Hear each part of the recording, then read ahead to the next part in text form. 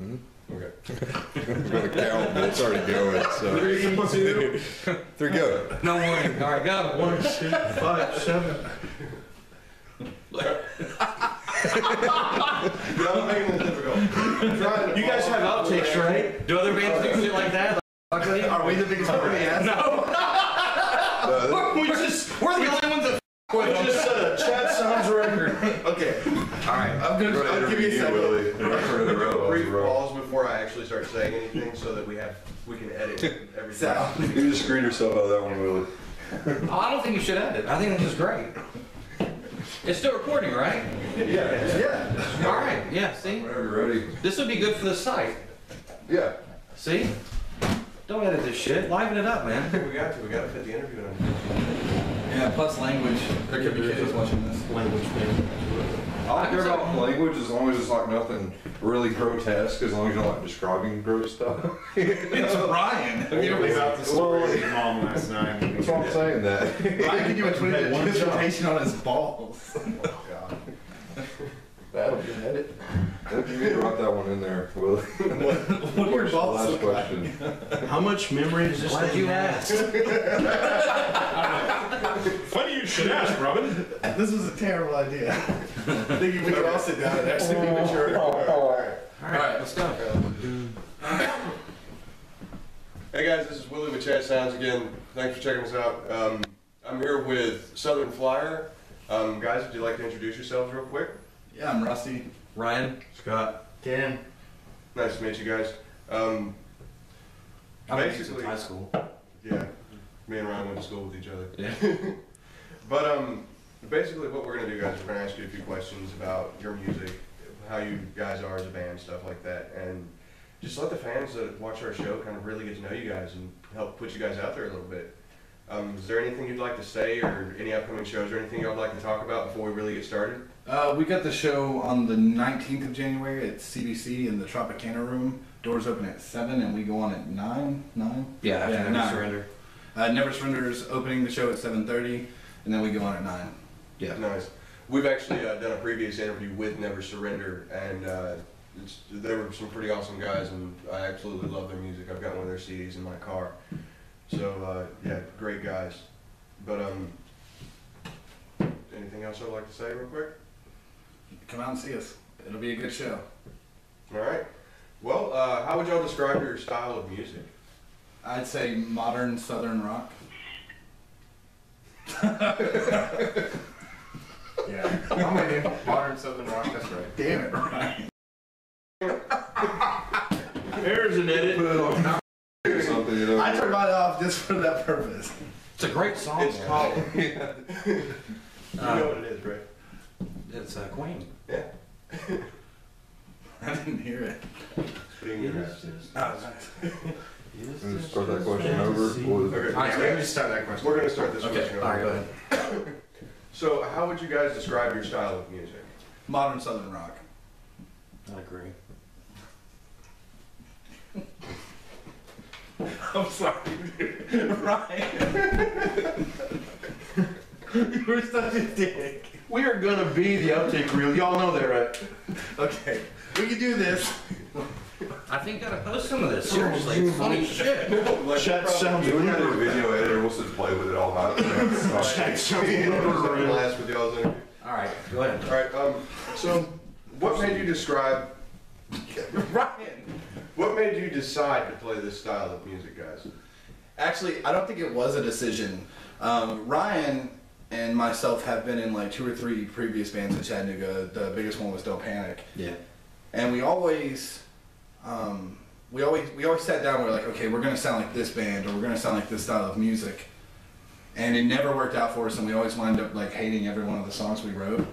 And so this time around, we hooked up with Scott first and started jamming as a trio, and then we brought in Kenneth, and it just kind of came in this way, I guess, from influences, and we just played what we wanted to play. Yeah, I mean, we just hung out. into this. Yeah, just hung out and jammed, and just started writing songs out of it. I think we jammed for like 2 months before we ever officially wrote a song. Yeah. Yeah. Cool. Well, do y'all have any work you're particularly proud of? For me, it's Southern Flyer. The song Southern Flyer. I'm gonna say everything. I think everything that we've done. I mean, we really put our hearts into and our talent, and you know, I mean, we spent a lot of time on it. So I mean, I'm happy with everything that we've done up to this point. Well, when you put your heart and soul into music like that, that's when you really get good stuff to come Yeah. across. When you just stop trying to be everything else, and you just start playing, you know, what you like and what comes to you naturally. And nothing feels forced when you do that. It's just like we jam until we find a riff we like, and then we just kind of take off and go with it. Lyrics are always the last thing that we write. Copy. So, actually, that brings us to our next question. What actually inspires you guys to write music? For me, it starts off with a band or an artist, and I'll hear a song and be like, "Man, I really want to make a song that sounds like that." And then I try, and it never works. But then I'll usually I'll like wind up finding a riff or a set of chords that I really like, and then it kind of takes a life of its own with the help of these guys. With me, That's actually kind of true. Same thing with me. I'll listen to a particular song and I'll hear a particular drum line that I really like, and I'll come sit down and practice it and try to emulate it, and then I'll develop that into something of my own. I'll throw in something different that isn't what you would have heard in the song that I was listening to on the radio, and so I guess that would be one of the things that influences me, I suppose. cool. Oh, yeah, my dad's been playing music. My whole family's played music. So growing up, just being around it all the time. I don't know, so now that it feels like something's missing, you So know? basically, music itself is what inspires you. Yeah, absolutely. In everyday life, I mean, it's just something you love and you're passionate about. Anything can inspire you, you know. With this record that we're working on, we're 7 songs into it, and I think we're going to stop at like 12. Most of these songs have turned out to be stories. Mm-hmm. They're not love songs. They're not like I miss my girlfriend songs. They're really stories about real people, and the names and places have been changed. But most of them are about real people. People can relate to it, you know. It's always a nice perspective to bring to the music field, because there's a lot of music that inspires people, and people do try to relate to the music they listen to. So. Absolutely. And it's some of the best music that you can identify with, that reaches out and touches you on an emotional level. Absolutely. Well, do you guys ever get writer's block? 90% of the time. Yeah, it's like we said, I mean, we write music first, you know, just by jamming around, and then, okay, now we got to put lyrics to it. Yeah, and then we all kind of just like sigh because writing lyrics.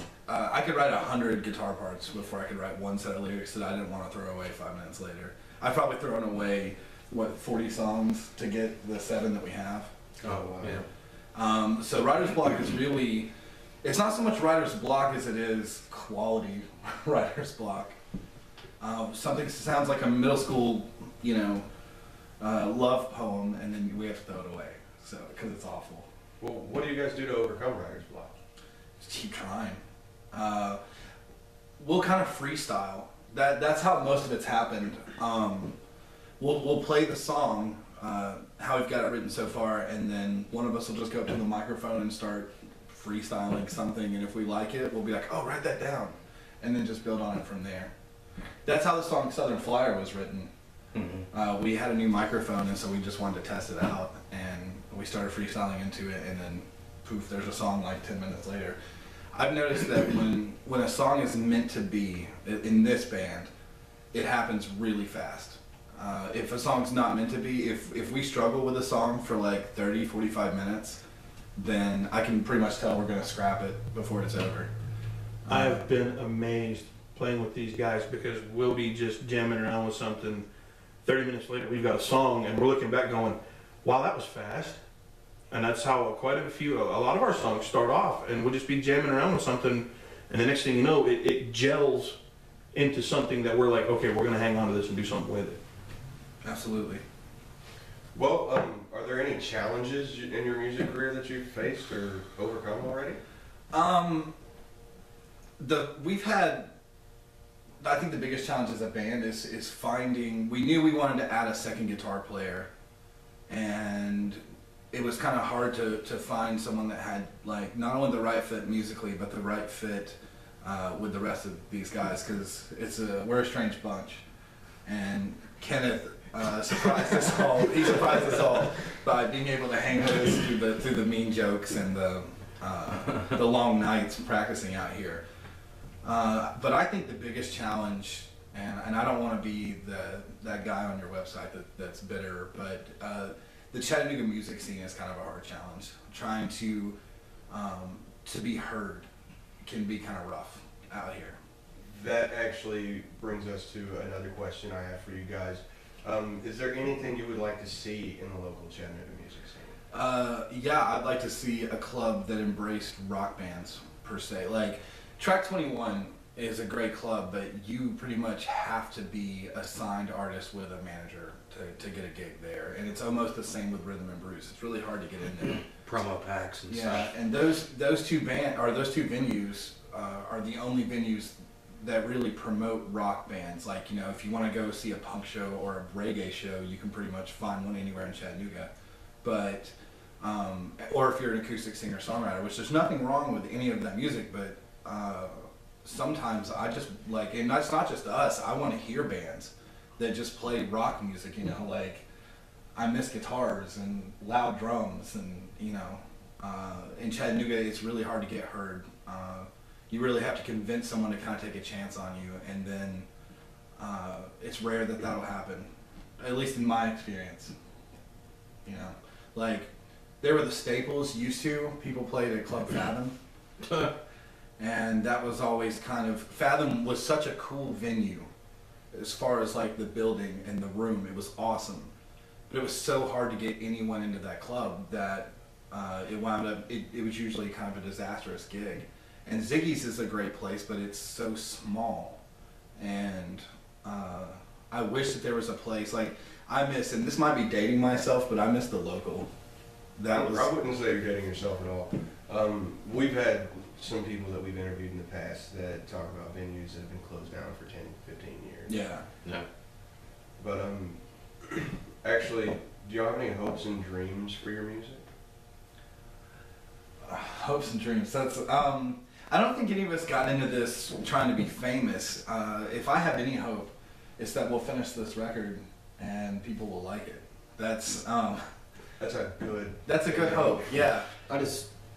I guess my one hope is that this band never turns into all of us feeling like it's a second job or a chore. That we still just I mean, that's the stick, whole. stick to the basics, and I mean we just love playing music, and hopefully it stays that way. I don't want it to get to where it becomes monotonous and boring, and oh, I gotta go play, and you know.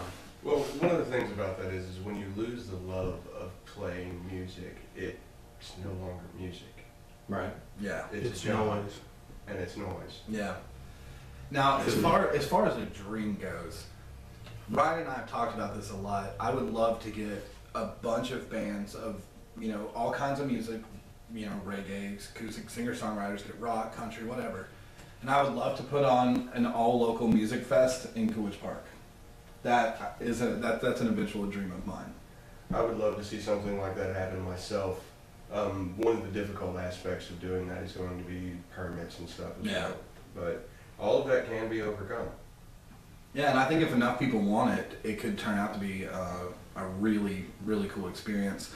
Because Chattanooga, I don't care what anyone tells you, people talk about Nashville and Atlanta, Chattanooga has a bunch of killer acts in this town. There's a bunch of great artists, bands. A lot of talent. Yeah. A lot of talent. Absolutely. We wouldn't be doing this if there wasn't. And I would love to just set them all right in the middle of Coolidge Park, out there on that stage towards the back of the park, and just put on a Start huge on a festival. Friday and go to whenever, right? Yeah.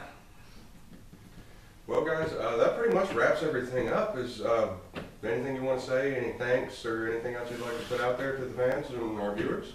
Well, January 19th. thanks for having us. Yeah. We appreciate the chance to be on the website. Again, come check out the show on the 19th. It's going to be at the Tropicana Room at CBC East.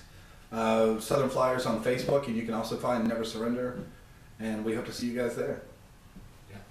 Sounds good. Well, again, guys, thank you very much for taking the time to have this interview, and thank you to all the viewers out there. Come back, see us again next time.